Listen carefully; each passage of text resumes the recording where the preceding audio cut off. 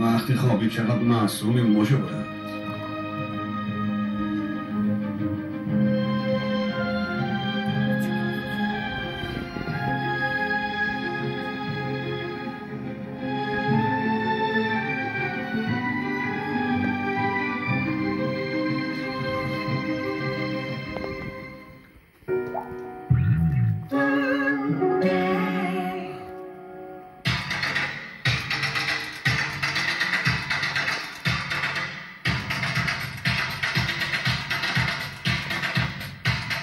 مشی یه اسنک خوشمزه. سرم آلفا و بتا هیدروکسی اسید جهت لایه برداری پوست.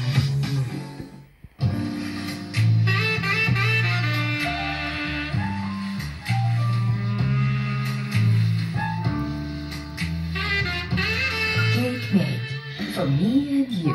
ماشینه کی سوار شده؟ من حاصل نیستم. حاصل نداره خب قنطره میمون تو باید نیابان الان باید بره خیابان ببندی باید بریم پاسی خوش شدیم. در سینماهای سراسر کشور. رضا تویی؟ من رضا. من با تو هم. این دیوونه من بود دیوونه تشد. دقیقه منه. دقیقه همکنون در سینماهای سراسر کشور. تیغ اصلاح لمسر تولید شده با استفاده از پیشرفته ترین فناوری روز دنیا. لمسر. چنانچه علاقه‌مند به خرید و سرمایه‌گذاری ملکی در شهر زیبای توبه‌ای هستید، املاک نت راهنمایی معتبر و مطمئن برای شماست. امروز هوا برفیه نتیجه انقلاب منفی. دریایی از خون را ملت ندارن تو دنیا این مملکت از شا بگیرن. واقعا میگن بابا ناامید نشین. کوکتل مولوتوف. خانواده شیباتر اسکینشیک مغذی و مرطوب کننده. فروش نوروزی باهاجان هولدینگ، پروژه آماده پورت رویال بدون پیش پرداخت، اقساط 24 ماهه، آماده سکونت. عدم تمرکز، بیحالی، رنگ پریدگی و خستگی عمدتاً از علائم کمخونی و فقر آهن میباشد. ففول برند اصلی مکمل آهن در دنیا. لحظه تحویل سال در کنار شما هستیم با گروه تلویزیونی جم.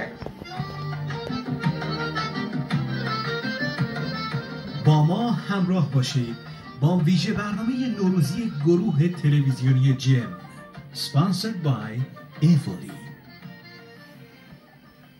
با ترکیب لطیف کاپوچینو، فوم خامه‌ای حجیم و پودر شکلات خالص،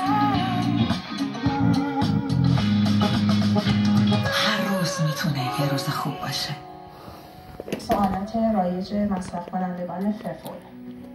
خانم دکتر، در مورد دوره و زمان مصرف ففول یک توضیحی بدید. به منظور تامین ذخایر آهن و اسیدفولیک بدن حداقل روزانه 1 عدد کپسول ففول باید مصرف بشه. در مورد دوره مصرف و بهترین نتیجه گیری پیشنهاد میشه